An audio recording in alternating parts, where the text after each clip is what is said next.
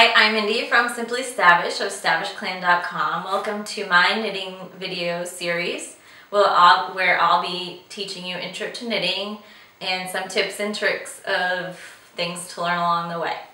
So today I'll be talking about yarn and needles, two essential components of knitting, of course. Before I show you yarn and needles, I want to encourage you to please go to your local yarn store for your yarn and your needles. The yarn quality that you will find at the big box stores, such as Michaels and Joann Fabrics, is very cheap, inexpensive cheap, and cheaply made. Some people will argue that that's not the case, but I just find the acrylic yarn is scratchy. It doesn't have the best stitch definition, and over time it's just not going to wash well, and you won't be happy in the long run. So since you're going to be investing some time into knitting your projects, you might as well spend a little extra money and get good quality yarn.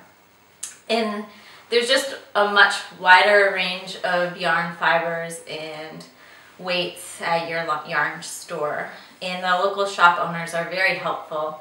They can walk you through all the different types of yarn and what is best for your particular project.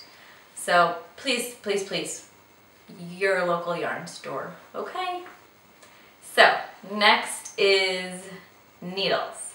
There are many different types of needles. When you think of knitting, you probably think of your regular standard needle, an end tip, and then the pointier tip. So there are many different types of needle material. This one is bamboo. I really like knitting with the bamboo. There's plastic. These are sort of metal. These are called turbo needles. Some people like knitting with these because they can knit. They feel like they knit faster and then the yarn slides off faster.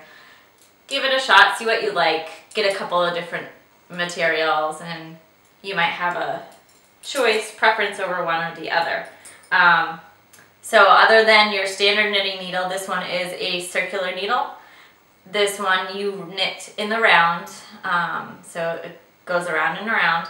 You would be knitting socks, hats with this. Sometimes small stuffed animals are knit in the round.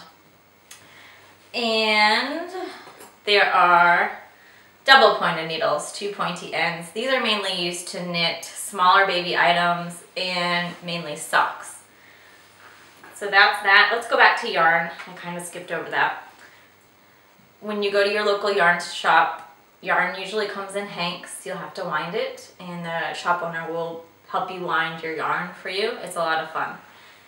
When it's wound, it looks like a big cake. Some yarn comes already wound and ready to go.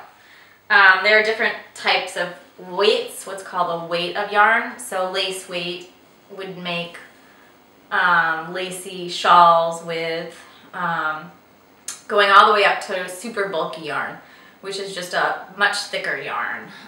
Again, it depends on what project you're making, depending on what weight of yarn and what the pattern calls for. So that's yarn and needles. Come back next time, and I will be talking about patterns and pattern books that I really like. And please come back. Thank you.